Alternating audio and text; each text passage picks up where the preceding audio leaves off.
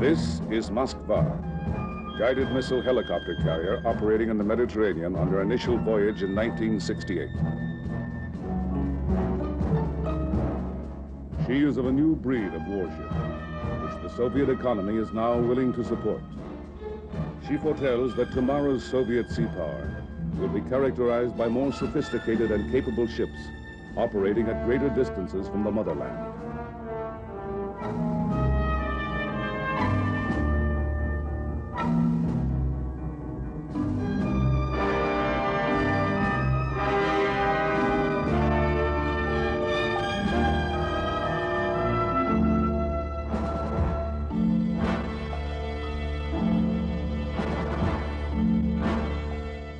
The Navy of the Union of Soviet Socialist Republics is, in current standing, the second-ranking Navy in the world. One by one, ship by ship, Soviet sea power shows the flag, makes its presence felt. The Red Navy today has strategic mobility. It moves ships great distances from home ports and transfers them freely between the Baltic, the Arctic, the Black Sea, and throughout the Mediterranean. The Russian system of interconnecting internal waterways permits the transfer of submarines, destroyers, and small ships between the Northern Fleet, the Baltic Fleet, the Caspian Flotilla, and the Black Sea Fleet. The Northern Sea Route provides even more mobility during late summer and fall. The Northern Fleet, based on the Murman coast, is the primary Soviet fleet. Its ships and submarines cruise the Arctic and the entire Atlantic. Aircraft from this northern region can fly as far as Havana and have been seen on reconnaissance flights near Newfoundland. The Soviet Pacific Ocean Fleet operates from a system of bases from the polar regions down through the Kuriles to Vladivostok. The rise of the Russian Navy parallels the emergence of the Soviet Union as a strong competitor for world markets. The rapid expansion of her sea power has enabled Russia to project her national interests around the world.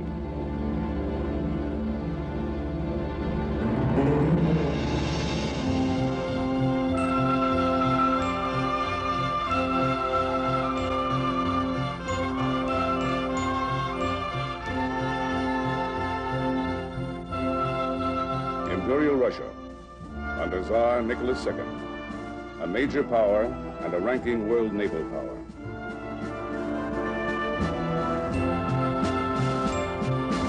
Imperial Russia boasts two main fleets, the Baltic Fleet in the west, in the south the Black Sea Fleet and Caspian Flotilla, in the east the Amur River and Siberian flotillas. In the Imperial Fleet of World War I, the Tsar can count some 11 dreadnoughts, 12 battleships, 22 cruisers, and at least 56 submarines.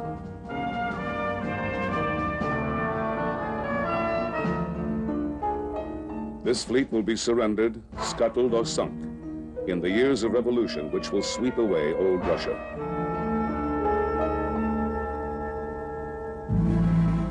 The royal family, the Tsar, Tsarina, Crown Prince, and 4 royal princesses.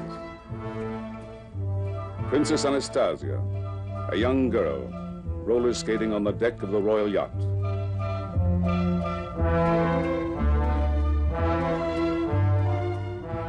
And across Europe at Sarajevo, Archduke Ferdinand walks to his destiny. And Europe is at war.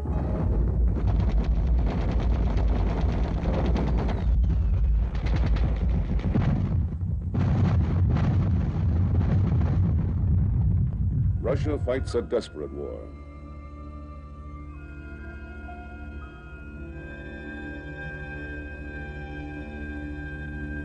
In the south, the Black Sea Fleet mounts a successful amphibious assault against the Turks. But Russia finds herself cut off in the open Mediterranean by guns and mines in the Turkish Straits. The war is unpopular at home. Leadership at home and on the battlefield is inept.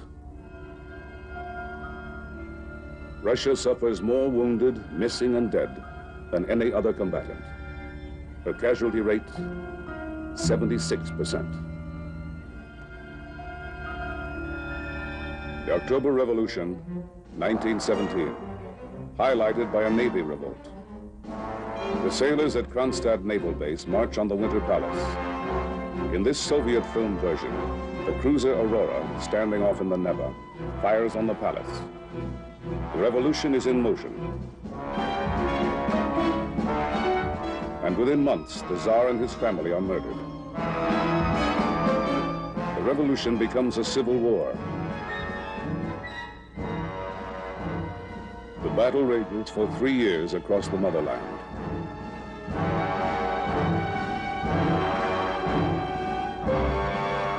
Admiral Kolchak aboard one of his ships. He receives heavy Allied backing as he leads the White Russian forces in Siberia. He will be defeated and executed by the Bolsheviks.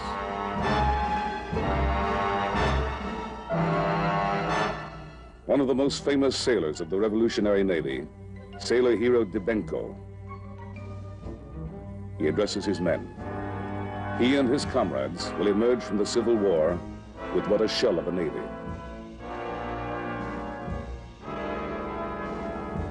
In the Black Sea, a Russian battleship is torpedoed and sunk by a Russian destroyer.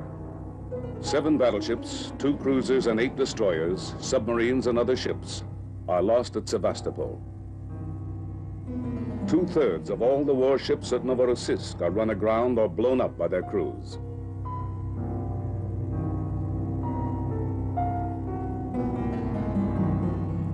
Of the once proud Baltic fleet, only a handful of ships survive.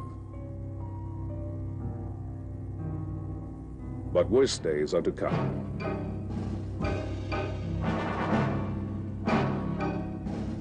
March 1921.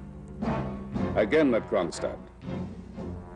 Sailors revolt in a second rebellion, this time against the Bolsheviks, demanding reforms promised by the Bolsheviks but not delivered. In these government films, the Red Army storms the bastion Kronstadt over the frozen Gulf of Finland.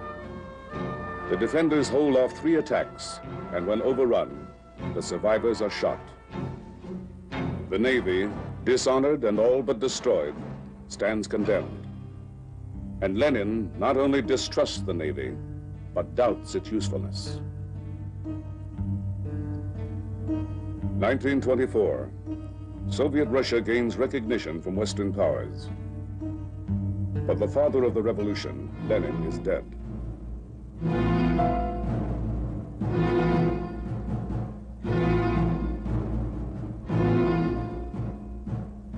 The curtain falls on the first act of the communist experiment.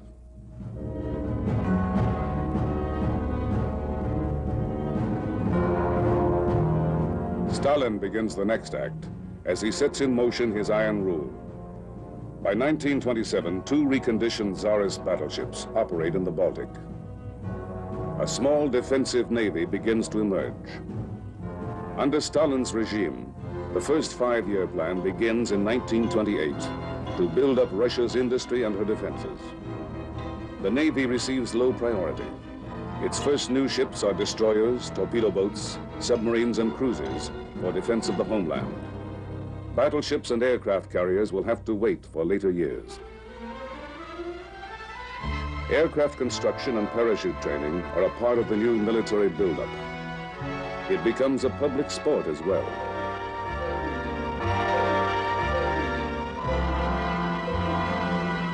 In 1932, the Imperial Japanese Army invades northern Manchuria.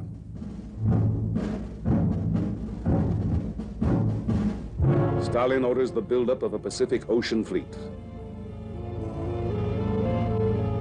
1933, the start of the second 5-year plan.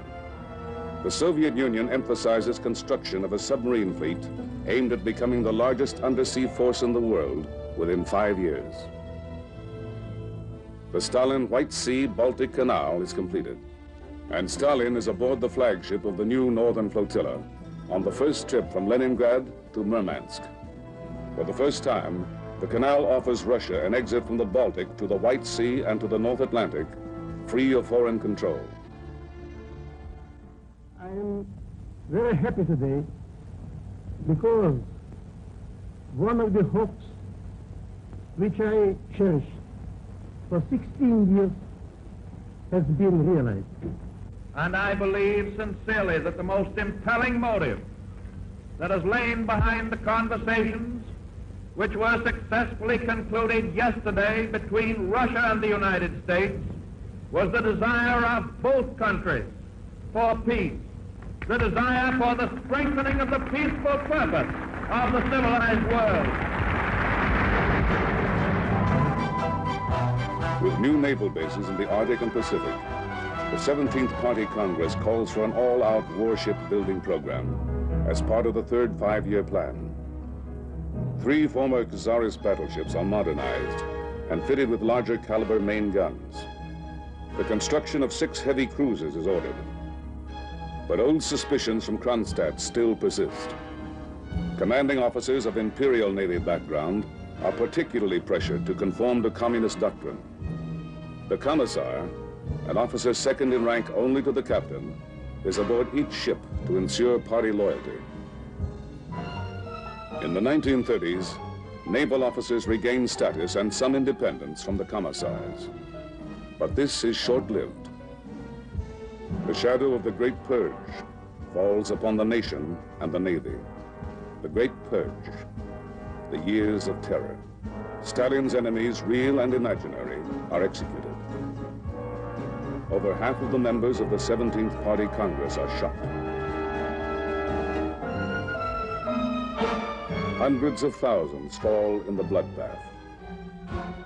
And the people, fearful of the truth, must pretend it isn't happening.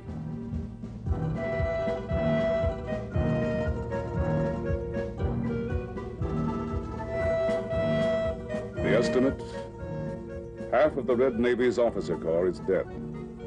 The commander-in-chief of the Navy, purged.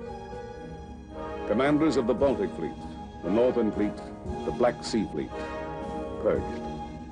All 8 admirals alive at the start of the purge are liquidated before it ends. August 24th, 1939. The Soviet Union and Nazi Germany sign a non-aggression treaty.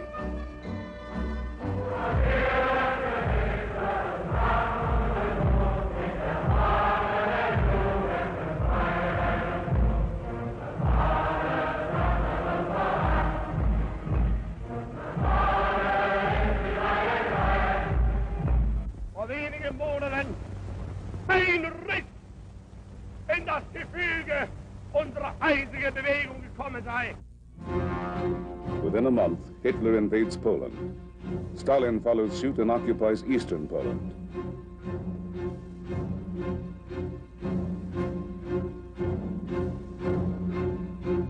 Europe is at war.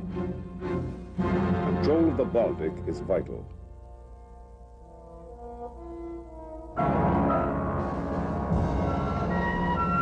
German naval units move on the treaty port of Danzig and take ports in the Polish corridor.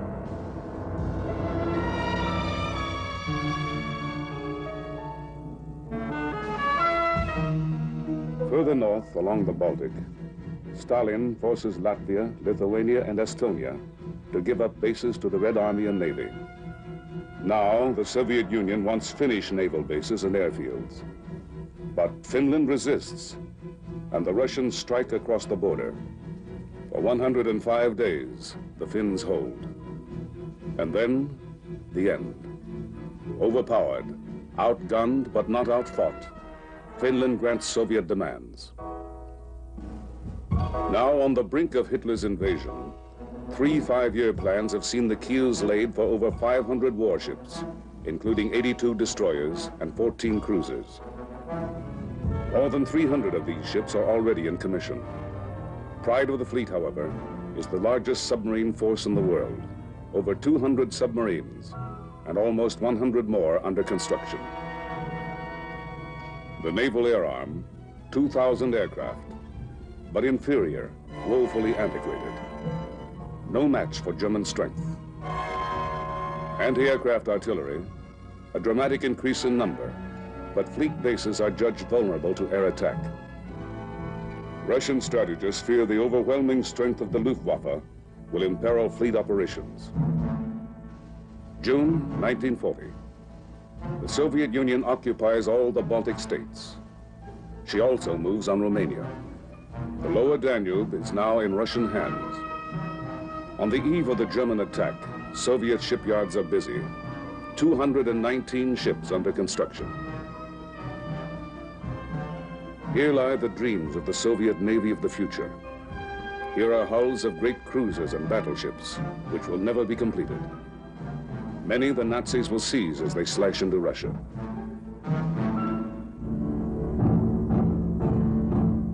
Soviet fleet bases are vulnerable from the land.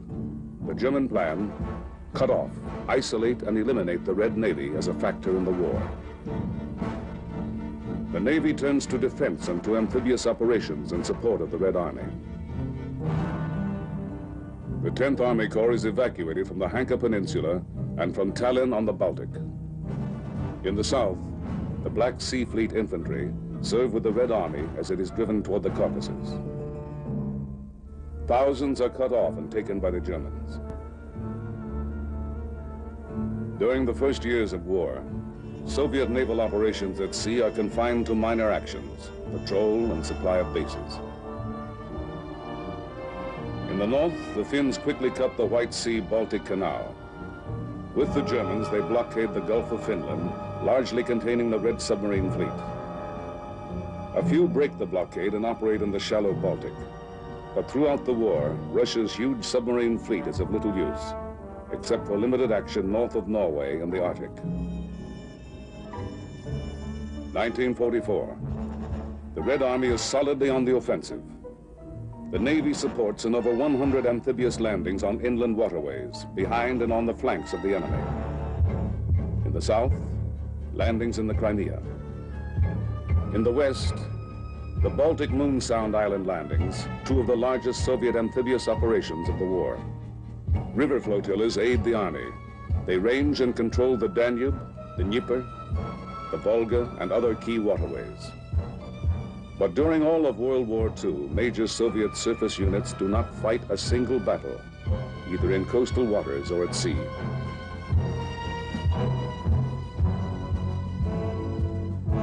Aircraft account for more than one-half of the enemy ships sunk.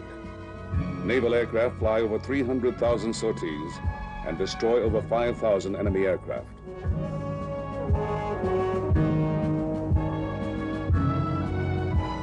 Although the Soviet Navy wins little as a result of naval action during the war, it gains important strategic prizes in the post-war world. They regain the former Baltic states and all East Prussia, formerly part of Germany. The Black Sea Fleet now controls the mouth of the Danube and enjoys access to ports in the new satellite countries of Romania and Bulgaria.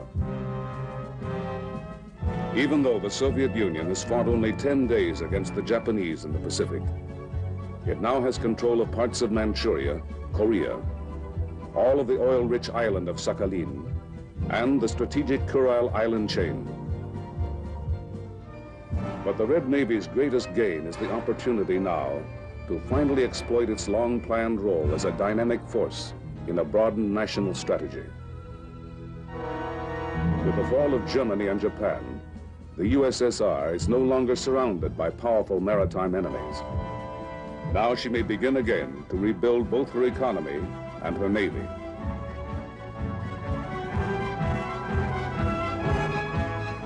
The Soviet Union immediately registers all captive ships. And again, the Soviet Navy must for the time being concentrate on coastal defense, with promise of major warships to wait, but not for long.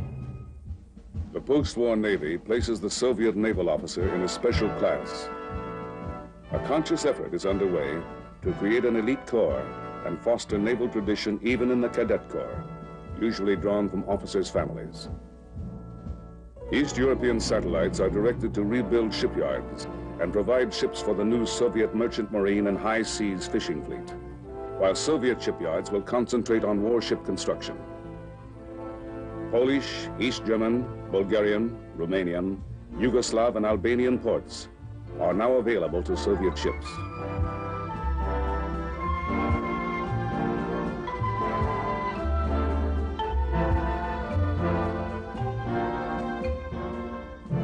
(1953), and Stalin is dead.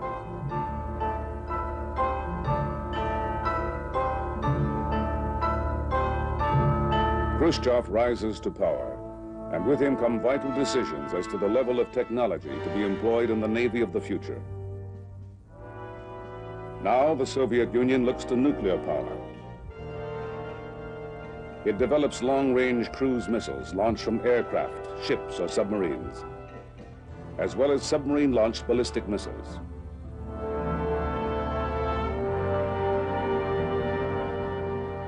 But Soviet sea power progresses in a pattern which recognizes all elements of maritime power.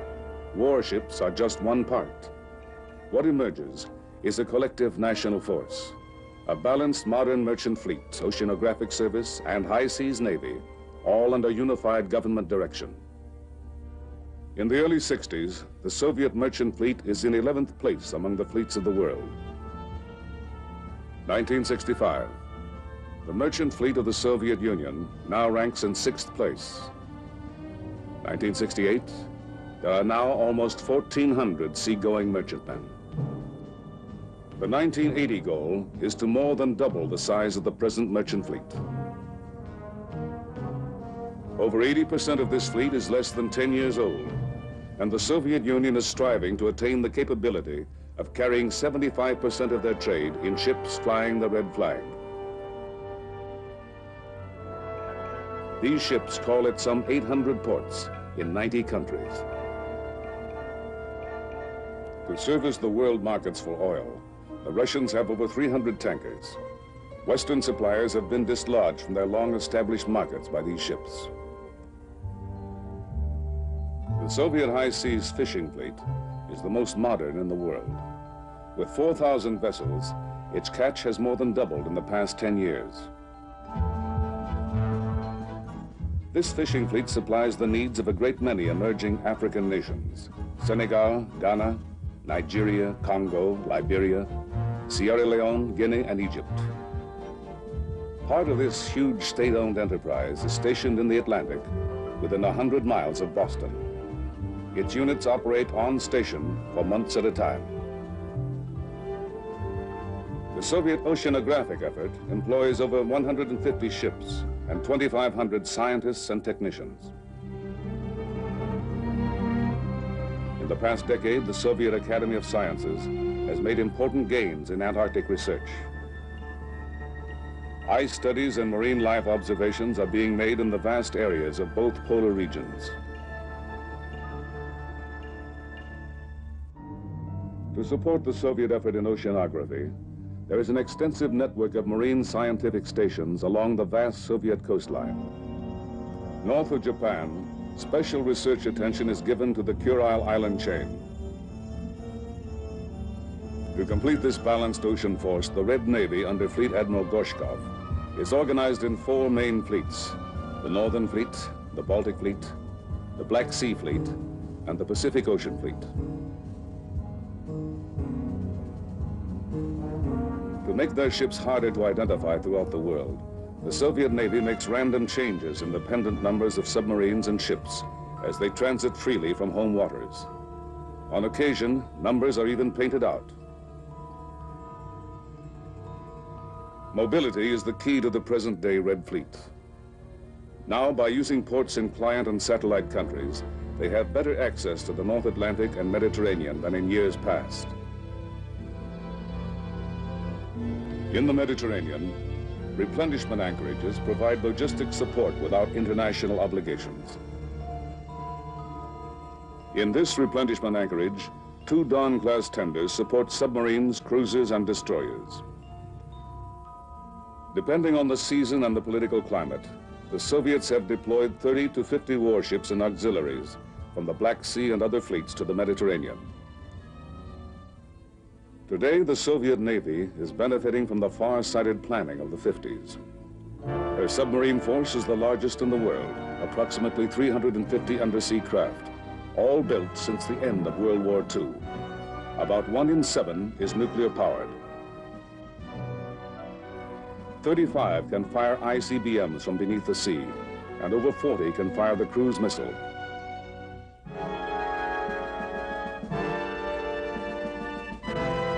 The Naval Air Arm has some 800 fixed-wing aircraft, including 150 helicopters and 500 jet bombers, most of which can fire cruise missiles.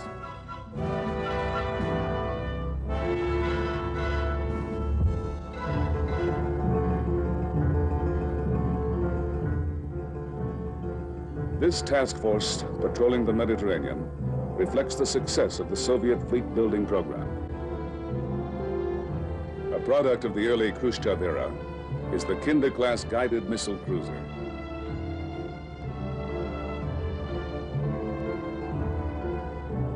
Her armament includes surface-to-air guided missiles for defense of her task force from air attack.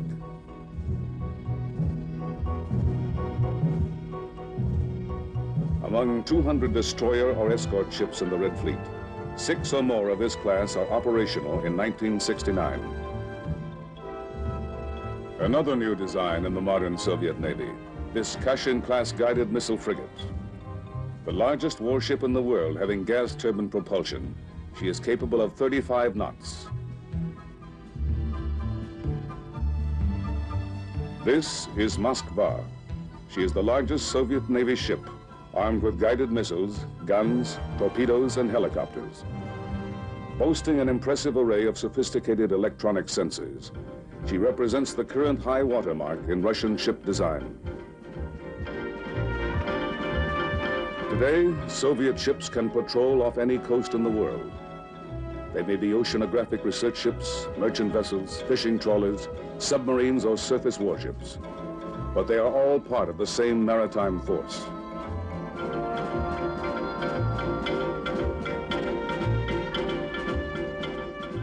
Closely commanded through a modern system of communications, they can respond rapidly anywhere in the world to any situation.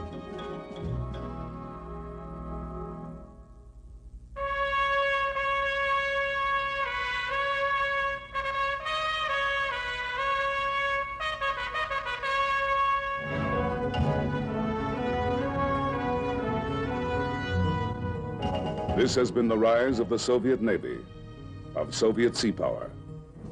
From the Tsarist fleet of 1917 to the present modern, mobile, well-coordinated ocean force. And this ship, Moskva, symbolizes a challenge of Soviet sea power to Western preeminence on the oceans of the world.